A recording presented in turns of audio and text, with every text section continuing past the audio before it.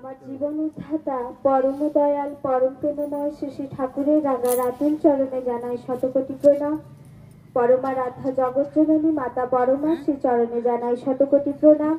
পরম পূজ্যপাদ শ্রী শ্রী বরদাস শ্রী চরণে জানাই শতকোটি প্রণাম। পরম পূজ্যপাদ শ্রী শ্রী আচার্য দেবের শ্রী চরণে জানাই শতকোটি প্রণাম। আমার পূজনীয় অবিন্দাদার চরণে জানাই প্রণাম। গুরু পরিবারের প্রতি প্রত্যেককে চরণে জানাই প্রণাম। এখানে উপস্থিত ঋত্বিক দেবতার চরণে জানাই প্রণাম। উপস্থিত সকল ইষ্টপ্রাণ দাদা ইষ্টপ্রাণা মায়েদের জানাই আনন্দিত জয়গুরু। আজ শান্তনু ভাইয়ের শুভ বিবাহ উপলক্ষে এই সৎসঙ্গের আয়োজন করা হয়েছে। পরম পিতা রাঙা রাতুল চরণে প্রার্থনা করি তাদের নব দম্পতির জীবন সুন্দর অষ্টময় হয়ে উঠুক।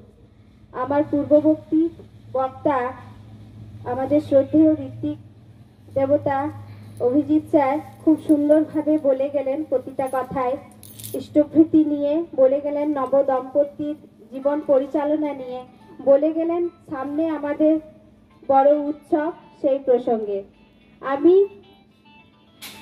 সেই বলা সূত্র ধরে কিছুটা প্রসঙ্গ বিস্তারিত করার চেষ্টা করছি মাত্র। পরম প্রেমময় শ্রী শ্রী ঠাকুরকে আমরা জীবনে কেন গ্রহণ করব? সর্বপ্রথম আমাদের জানতে হবে আমরা মনুষ্য জীবন তো পেয়েছি ঠিকই, মনুষ্য জীবনের উদ্দেশ্য কি? আমরা অনেকেই মনে করি, এখনো পর্যন্ত প্রচুর মানুষ আছে, আমি আমার জীবনের অভিজ্ঞতা থেকে বলছি, প্রচুর মানুষ আছে কি দরকার জীবনে গুরু ধরার, সদ্গুরুকেই বা ধরবো কেন, শ্রী শ্রী ঠাকুরেরই বা দীক্ষা নিতে হবে কেন? জোর গলায় তারা বলে থাকেন দিব্যি আছি, রোজগার করছি, আয় ইনকাম করছি, কোনো তো প্রয়োজন নেই তার চরণে যাওয়ার, তাকে রোজ রোজ টাকা দেওয়ার। আমরা এত বড়লোক নই, কেন দিতে যাব তাকে শুধু শুধু টাকা? প্রচুর ধরনের প্রশ্ন আমরা বর্তমান সমাজে শুনে থাকি, পেয়ে থাকি। আমার ঋত্বিক দেবতা উচ্চমানের কথা বলে গেলেন, কিন্তু জানি না কতজন সেটা মনোগ্রাহী করতে পেরেছেন। আমরা এখনো পর্যন্ত অনেকেই আছি যারা বহুত নিম্নগামী হয়ে আছি, আমাদের সেই ভাবনা এখনো উচ্চ হয়নি। কিন্তু আমার ঠাকুর বলছেন, সব যদি হয় সঙ্গ তোমার, ভাবনা যদি হয় উচ্চ, বিশ্বের ধারে সাধনা তোমার হয় না ব্যর্থ, হয় না তুচ্ছ। আমাদের ভাবনাটাকে উচ্চ করে তুলতে আমরা এখনো পারিনি, তাই আমাদের জীবনে সর্বপ্রথম সঠিক আদর্শের প্রয়োজন।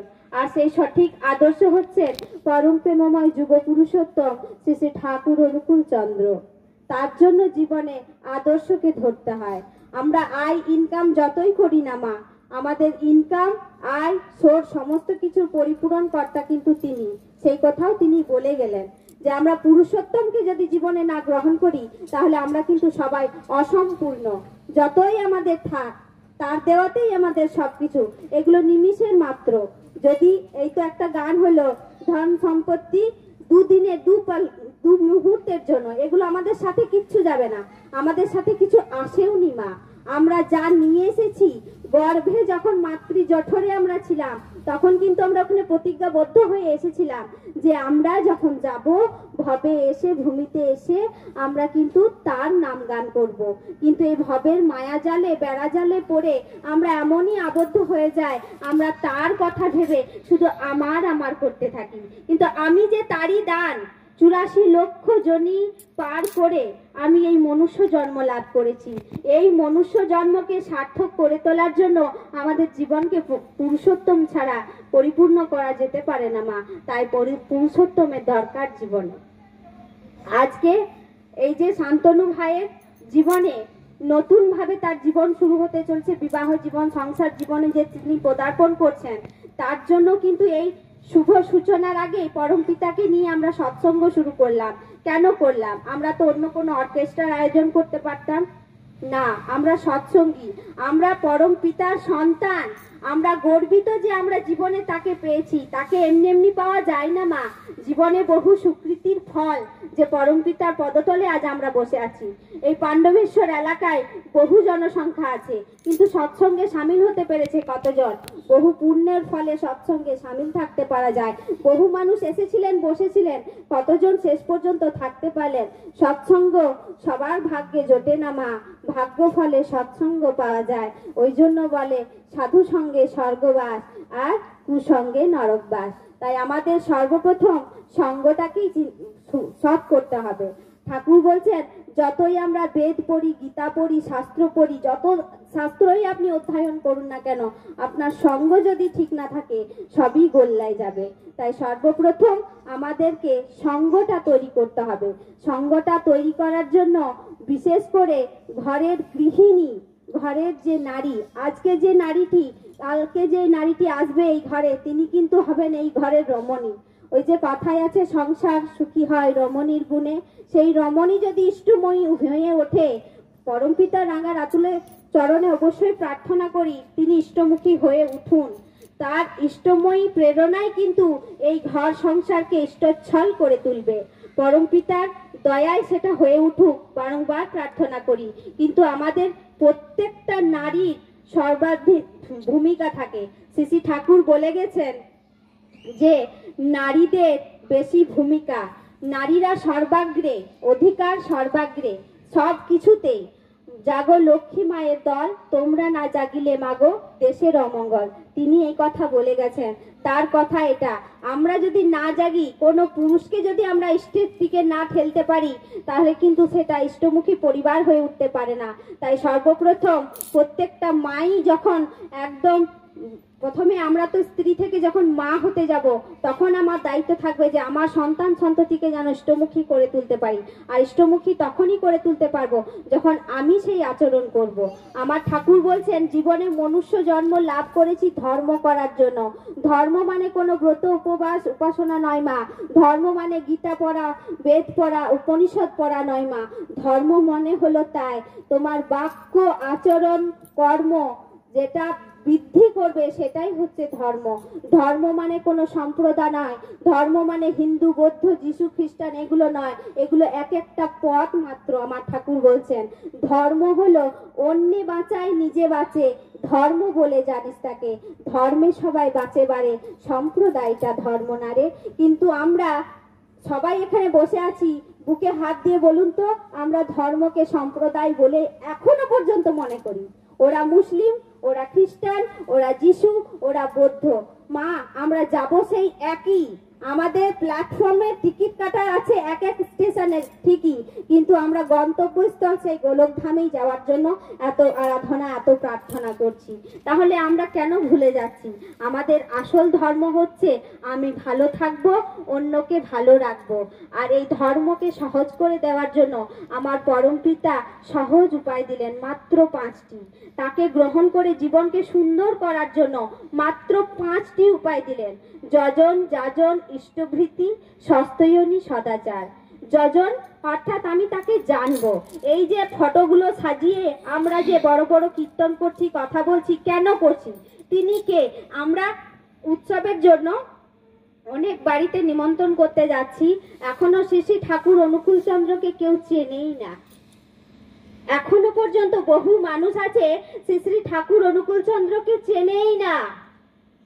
তিনি যে এই যুগের অবতারী তাকে জানেই না। তাহলে মানুষ কতটা এখনো পিছিয়ে আছে। তার আলোকে পৌঁছে দেওয়ার জন্য, তার বার্তাকে পৌঁছে দেওয়ার জন্যই তো আমাদেরকে ঠাকুর দিয়েছেন। তারপরেও আমরা এখনো কেন বসে থাকবো হাত গুটিয়ে, অজুহাত নিয়ে? আসুন এই কর্মক্ষেত্রে নামুন, নিজেদের মঙ্গলের পথকে নিজেরা প্রসারিত করুন। কেউ করবে না মা, অজুহাত করে বাড়িতে বসে থাকবেন না। এই উৎসবের প্রাঙ্গণে ঝাঁপিয়ে পড়ুন, দেখুন আপনার মঙ্গলের পথ একদম প্রসারিত হয়ে যাবে, বিস্তারিত হয়ে যাবে। আমরা যখন যাচ্ছি তখন জানছি যে, তখন আমার আর মুনমুন্দিকে আমি বলছি যে মুনমুন্দি আমরা কোথায় পড়ে আছি, এখনো ঠাকুরকে আমার চেনেই না।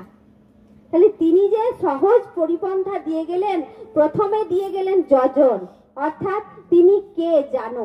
আমার মা বাবা যদি না বলতেন যে সত্য তেতা দাপট কলি যুগ যুগ ধরে যারা আসেন অবতারীরা, আমাদের যখন ধর্মের গ্লানি হয়, সাধুদের পরিত্রাণ করার জন্য, ধর্মকে রক্ষা করার জন্য অবতাররা নেমে আসেন বিভিন্ন রূপ ধরে, আমাদেরকে যদি না শেখাতেন আমরা কি করে জানবো? এই যে কিছু কিছু পরিবার জানেই না যে তিনি যুগ পুরুষোত্তম, তিনি এসেছেন আমাদের উদ্ধার করতে। সেই বার্তা শুনে, তার কথা শুনে খুব খারাপ লেগেছিল, কাল চোখে জল এসে গিয়েছিল। এখনো কতটা অন্ধকারে মানুষ পড়ে আছে। তাহলে ওই জন্য তিনি প্রথম পন্থা দিলেন কি? যজন। আগে জানুন। আমরা জানি ভগবান শ্রীকৃষ্ণ এসেছিলেন বলেই তো আমরা তাকে আরাধনা করি। আমরা জানি রামচন্দ্র এসেছিলেন আমাদের উদ্ধার করতে বলেই তো আমরা তাকে অর্চনা করি, পূজা করি। তাহলে এখনো শ্রী শ্রী ঠাকুর অনুকূল চন্দ্র যে আমাদের যুগ অবতারী পুরুষোত্তম, আমাদেরকে এসেছেন উদ্ধার করতে, অনেক মানুষ জানে না। তার জন্য আগে বলছেন যজন করুন। যখন আমি যজন করব, তখন আমি যখন ঠাকুর সম্পর্কে জানবো, তখন নিশ্চয়ই আমি অপরকে বলবো শ্রী শ্রী ঠাকুর অনুকূল চন্দ্র হচ্ছেন আমাদের যুগভূতার, যুগ পুরুষোত্তম, লেটেস্ট অবতার, যিনি আমাদেরকে উদ্ধার করতে এসেছেন। এই কথাটা আমি জানলেই তো অপরকে জানাবো। তৃতীয় পন্থা হচ্ছে ইষ্টভৃতি। আমরা তো সকাল থেকে রাত পর্যন্ত নিজের জন্য ভাবি, কিন্তু যার দয়ায় জীবন, যার দয়ায় খাওয়ার, যার দয়ায় অর্থ সম্পত্তি, আমরা তাকে ভুলে যাই। আর আপনি বলুন, ইষ্টভীতি ছাড়া আমার যুগ যুগ ধরে ইষ্টভীতি ছিল, শুধু পন্থাটা আলাদা। আচ্ছা, সবকিছুই যখন আপডেট হচ্ছে, ধর্মটা কেন আপডেট হবে না বলুন তো? ধর্মটাও আপডেট হয়েছে। আর তার জন্য আমাদের অন্ধকারে রেখে যাননি ঠাকুর।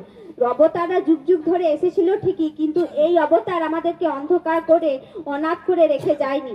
এই অবতার আমাদের জন্য রেখে গেছেন আচার আচরণ করে দেখিয়ে দেওয়ার জন্য আচার্য পরম্পরা। আমরা শুধু তার ফটো পূজা করব, তার প্রতিকৃতি পূজা করব, তার বাণী পড়ব, বাণী পড়ে তাকে জানা আমাদের সুবিধা হবে না।